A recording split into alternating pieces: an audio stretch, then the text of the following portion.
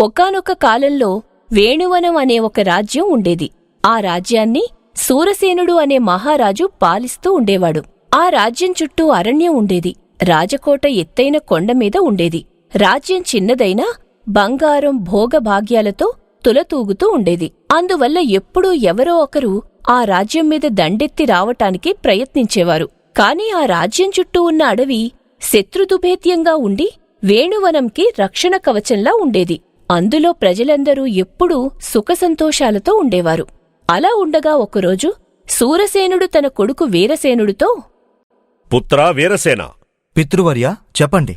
నాయనా, నువ్వు ఇన్నాళ్లు కోటలో నేర్చుకున్న విద్యలు చాలించు. ఇక దేశాటను మొదలుపెట్టు. పరిపాలనా పద్ధతులు నేర్చుకో. మన మంత్రులు వాళ్ల విధులు అడిగి తెలుసుకో. అలాగే సైన్యాధ్యక్షులు వారి సూచనలు తెలుసుకో. అలాగే సామాన్య ప్రజల కష్టసుఖాలు తెలుసుకో. అలాగే నాన్నా. ఎందుకంటే కొద్ది రోజుల్లో నిన్ను ఈ రాజ్యానికి పట్టాభిషిక్తుణ్ణి చెయ్యబోతున్నాను. కాబట్టి అన్ని విషయాల మీద నీకు అవగాహన ఉండటం చాలా అవసరం. అలాగే నాన్నగారు, తప్పకుండా. అలా తండ్రి మాట ప్రకారం తన దేశాటన మొదలుపెడతాడు. ఆ క్రమంలో తన తండ్రి చెప్పినట్టు ముందుగా మంత్రి వద్దకు వచ్చి, మంత్రివర్య, మన దేశ ఆర్థిక పరిస్థితులు ఎలా ఉన్నాయి? అసలు మన దేశంలో ఎలాంటి సమస్యలు లేవు యువరాజా. ఎందుకంటే ఇక్కడ మన ఖజానా నుండి లెక్కలేనంత బంగారం, చెప్పలేనంత వెండి, వజ్రవైడూర్యాలు, మణిమాణిక్యాలు ఉన్నాయి. అలాగా? మరి మన దేశ సామాన్య ప్రజల మాటేమిటి? మన దేశంలో పేదవాడనేవాడే ఎవడూ లేడు యువరాజా. ప్రతి ఒక్కరికీ ఇల్లు ఉంది, ప్రతి ఒక్కరికీ భూమి ఉంది. ఎవరికి కావలసినవి వాళ్ళు పండించుకుని తింటారు, లేదా ఒకరికి ఒకరు వస్తుమార్పిడి చేసుకుంటారు. అలాగే కొంత బంగారం రాజుకు సమర్పిస్తారు. అందుకే అందరూ ఎప్పుడూ సంతోషంగా ఉంటారు.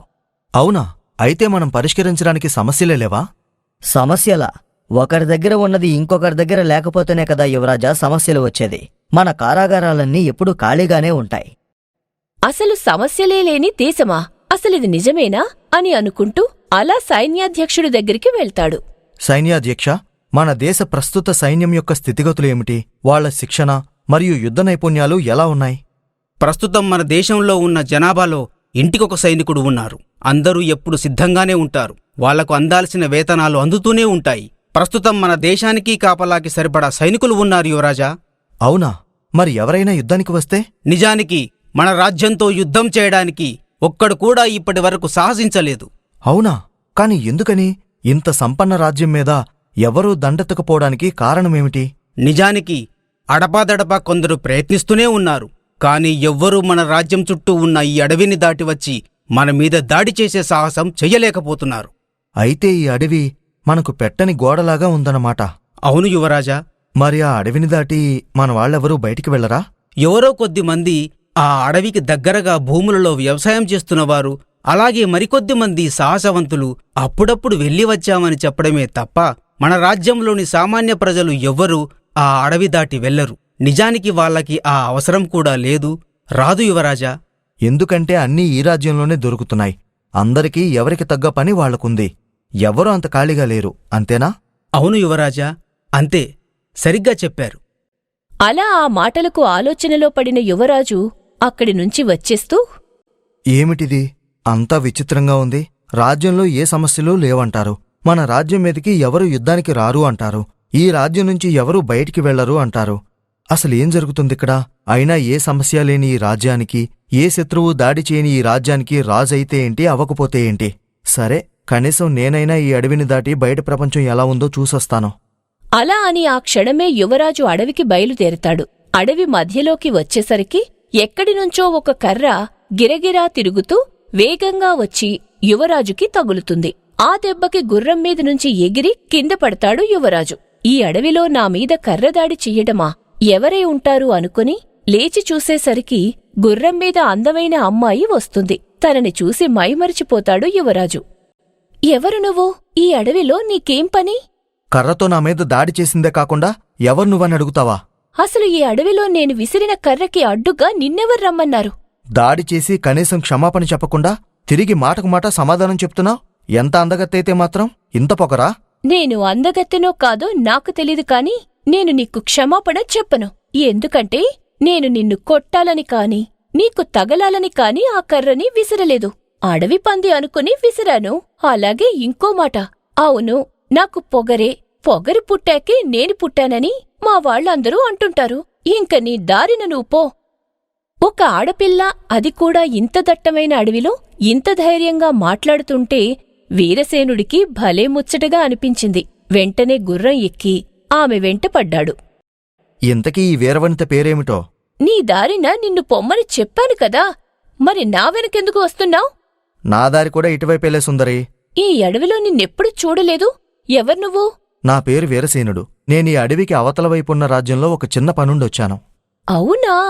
మరి ఆ రాజ్యంలో యువరాజుని చూసావా? యువరాజు నీకు తెలుసా? తెలీదు, కాని అవన్నీ నీకెందుకులే. అది నిజమే, నాకెందుకులే. అవును, నీ పేరేంటి? ఈ అడవిలో వేటాడ్డం నీ వృత్తా? ఏ ఊరి మీది?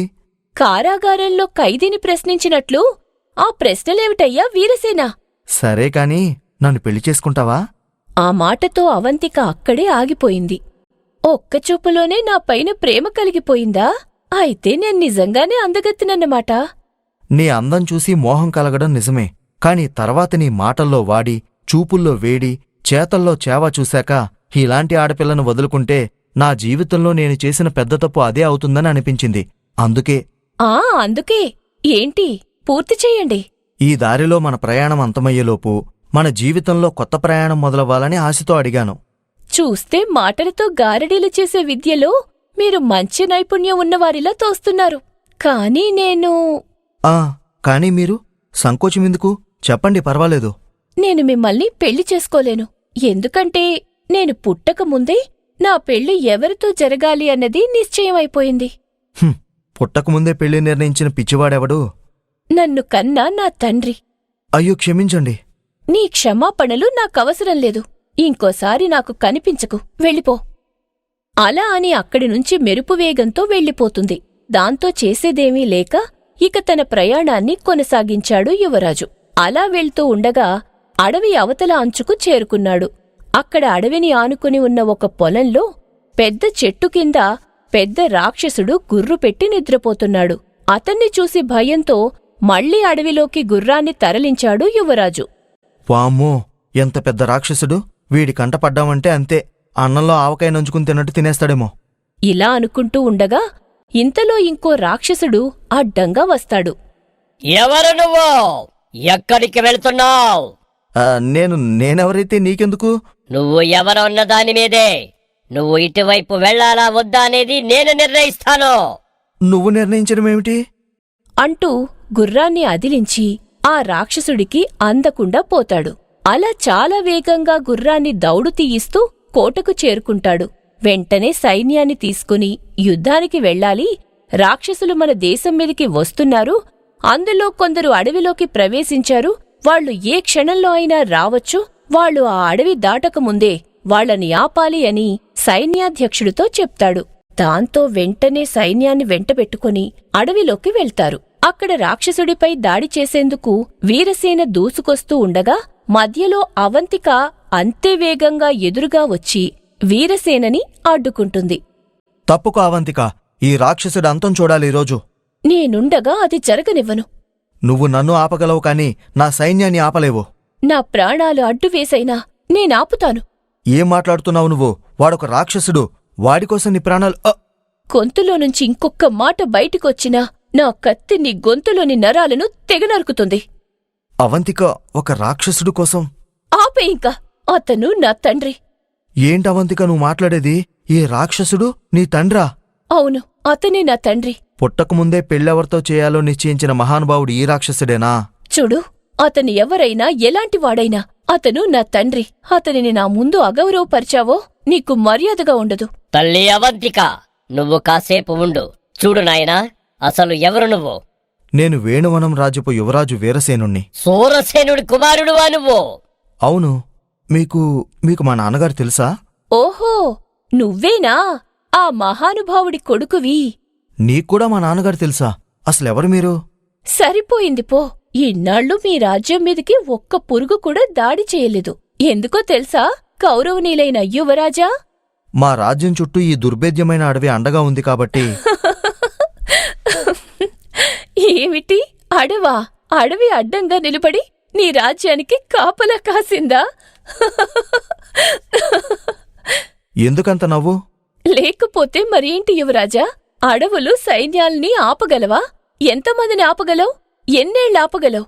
మా నాన్న అతని సైన్యంతో నువ్వు రాక్షసులు అని చెప్తున్న అదే జాతి ఇన్నాళ్ళు నీ రాజ్యానికి ఈ అడవి కంటే ముందు అడ్డంగా నిలబడున్నారు. అందువల్లనే మీరిన్నేళ్లు లోపల కష్టమన్న పదం తెలియకుండా, కడుపులో చల్ల కదలకుండా నిండుగా నిర్భయంగా నిలబడున్నారు. మీరు మా రాజ్యానికి కాపలాగా ఉన్నారా? వాటన్నిటికీ సమాధానాలు తెలియాలంటే వెళ్ళి మీ తండ్రినడుగు. ఆ మాటతో ఏమీ అర్థంకాక కోటకు వెనుదిరిగాడు. సరాసరి సూరసేనుడి దగ్గరికి వచ్చి, నాన్నగారు, మీరు నా వద్ద చాలా విషయాలు దాచారు. ఏమిటి పుత్రా నువ్వు మాట్లాడేది? నేను నీ దగ్గర చాలా విషయాలు దాచానా? ఏమిటవి? ఇన్నాళ్ళు మన రాజ్యానికి రాక్షసులు కాపలా ఉన్నారా? రాక్షసులు కాపలా ఉండటమేంటి నాన్నా? ఏం మాట్లాడుతున్నావు? వీరసేనుడు జరిగిన విషయం మొత్తం చెప్తాడు. అప్పుడు సూరసేనుడు, అయితే ఆ రాక్షసుడు ఇంకా బ్రతికే ఉన్నాడన్నమాట. అంటే ఆ రాక్షసుడు మీకు తెలుసా? అదొక పెద్ద కథ నాన్నా, చెప్తాను విను. మాది ఇక్కడకు దగ్గరలో ఉన్న చిన్న సామంతరాజ్యం. ఆ రాజ్యంలోని మంత్రి కొడుకును నేను. సుమారు 25 క్రితం ఒకరోజు నేను సరదాగా వేటకు వచ్చి ఈ అడవిలో తప్పిపోయాను. అప్పుడు ఏమిటి ఈ అడవింత దుర్భేద్యంగా ఉన్నది? ఎటువైపుగా వెళితే నా రాజ్యం వస్తుందో తెలియడం లేదే. నాయనా, నాయనా, ఒకసారి ఇటు రారా. ఎక్కడో మనిషి గొంతు వినపడుతున్నట్టుందే. ఆ గొంతు వినపడుతున్న వైపు వెళ్లిన సూరసేనుడికి అక్కడ ఒక ముసలి సాధువు కనిపించాడు. అతను చావుకు దగ్గరలో ఉన్నట్టు ఉన్నాడు. గురువర్యా, చెప్పండి. నాయనా, నాకు కళ్ళు కనపడవు, చెవులు కూడా సరిగా వినపడవు. నాకు కాసిన్ని నీళ్లు తెచ్చిపెట్టు, నా చావు సమీపించింది. సూరసేనుడు కొద్దిగా నీళ్లు తెచ్చి సాధువుకి ఇస్తాడు. నీళ్లు తాగిన సాధువు, నాయనా, నేను ఇన్నేళ్లు తపశ్శక్తితో ఒక ప్రతిఫలం పొందాను. ఇదిగో తీసుకో ఈ రాయిని. దీన్ని నీ ప్రాంతంలో లేదా నీకు నచ్చిన ప్రాంతంలో భూమిలో పాతిపెట్టు. ఆ ప్రాంతమంతా సిరి సంపదలు విల్లువిరుస్తాయి. అలా ఆ రాయి తీసుకుని వస్తూ ఉండగా రాక్షసుడు ఎదురై, ఇన్నాళ్ళు ఆ సాధువుకు సేవలు చేసింది ఈ రాయి కోసమే. అది ఈ రోజు నేను లేని సమయంలో నువ్వు తీసుకున్నావు. ఇది చాలా తప్పు. లేదు, నేనేమీ అతనుంచి దీన్ని బలవంతంగా తీసుకోలేదు. అతనే ఇచ్చాడు. కావాలంటే నువ్వు తీసుకో. వద్దు, దాన్ని స్వామీజీ తన చేత్తో ఎవరికిస్తాడో వాళ్ల వద్ద మాత్రమే అది పనిచేస్తుంది. కాబట్టి నువ్వే తీసుకో, కాని బదులుగా ఒకటి ఇవ్వు. ఏమివ్వాలో చెప్పు. నీకు పుట్టిన పెద్ద కుమారుణ్ణి నాకు ఇచ్చేయ్. అది కూడా 25 దాటిన తర్వాత. అలా సరే అని చెప్పి ఆ రాక్షసుడికి మాట ఇచ్చి వస్తూ ఉండగా ఆ రాయి చేయిజారి భూమ్మీద పడింది. అంతే, అక్కడ ఈ కోట చుట్టూ జనాభా, ఒక రాజ్యం కళ్ళు మూసి తెరిచేలోపే వేగంగా కళ్లముందు ప్రత్యక్షమయ్యాయి. నేను ఆ రాజ్యానికి మహారాజునైపోయాను. నాకొక భార్య ఉంది, ఒక కొడుకు ఉన్నాడు. లెక్కలేనంత సిరి సంపదలు ఉన్నాయి. కాలగమనంలో ఆ రాక్షసుడి మాట నేను మర్చిపోయాను. ఇంతకు నీకు పుట్టిన పెద్ద కొడుకునివ్వమని ఎందుకడిగాడు? అదేమిటంటే ఆ రాక్షసుడిలా కాకుండా మనలా మనిషిగా బ్రతకాలి అనుకున్నాడు. కాని మన మనుషులు వాళ్లని మనతో కలిసి బ్రతకనివ్వలేదు. దాంతో ఆ సాధువుని అలా బ్రతకాలి, మేము కూడా మనుషుల్లా వాళ్లతో కలిసి బ్రతకాలి. మాలోనూ మంచితనం ఉంది, మేము వ్యవసాయం చెయ్యగలం, మాకు అలాంటి వరం ప్రసాదించండి అని అడిగాడు. అతను నేను చనిపోయే ముందు నా తపస్సు ప్రతిఫలం నీకు ఇస్తాను, దాంతో ఏది కోరుకుంటే అది జరుగుతుంది అని, లేని పక్షంలో నీకు ఒక కూతురు పుడుతుంది. ఆమె ద్వారా 25 ఏళ్ల తర్వాత మీ రాక్షసజాతి మనుషులతో కలిసి జీవించే అవకాశం వస్తుంది. అప్పటి వరకు వేచిచూడు అని చెప్పాడట. ఓహో, అందుకని తనకు ఎలాగూ కూతురే పుడుతుంది కాబట్టి నీ కొడుకునేమని ముందే కోరుకున్నాడన్నమాట. అంతే, అదే కాబోలు. కాని అవంతిక చూడ్డానికి మానవకనేలాగానే ఉన్నది. అవును, కాని ఆమె తల్లి ఒక మానవకాంతయ్య నాన్నా. ఆమెకి నిన్ను ఇచ్చి వివాహం చెయ్యాలి. నేను ఇచ్చిన మాట నిలబెట్టుకోవాలి. పద అడవిలోకి. నాన్నా, అతను కోరుకున్నది మీ పెద్ద కొడుకుని, కాని మీకున్నది ఒక్కడే కొడుకు కదా. ఒకటా ఇద్దరా అన్నది కాదు. ఇచ్చిన మాట ప్రకారం నాకు ఉన్న కొడుకును నేను అతనికివ్వాలి. అలా అని పోయిపోయి ఆ రాక్షసుడు కూతుర్ని చేసుకుని వాళ్లతో ఉండాలా? చూడు నాయనా, అతని వల్లే నాకు ఈరోజు ఈ రాజ్యం దక్కింది. మంత్రి కొడుకుగా ఒక రాజ్యంలో ఊడిగం చెయ్యాల్సిన నేను ఈ రాజ్యానికి రాజునయ్యాను. పాతికేళ్లుగా సుఖ సంతోషాలతో ఉన్నాను. పాతికేళ్లుగా అతనికి చెందాల్సినవి నీకోసం ఏ ఆపద రాకూడదని కాబోలు ఒక కాపలావాడిలా మన రాజ్యానికి కాపలాగా ఉన్నాడు. అలాంటప్పుడు మన మాట మనం నిలబెట్టుకోవాలి కదా. కాని నాన్నా, చూడు నాన్నా, నీ ఆందోళన నాకర్థమైంది. మనిషి జీవితంలో ఏది జరిగినా అందులో ఎంతో కొంత మంచి ఉండే ఉంటుంది. మనలాగా బ్రతకాలి, మనతో కలిసి బ్రతకాలి అన్న అతని ఆశయం గొప్పది. దానికోసం అతను పడిన కష్టం గొప్పది. అందుకే ప్రకృతి కూడా అతనికి ఇన్నేళ్లుగా తోడుగా నిలిచింది. కలపాల్సిన సమయం వచ్చినప్పుడే కలిపింది. అదే ఆ ప్రకృతి గొప్పతనం.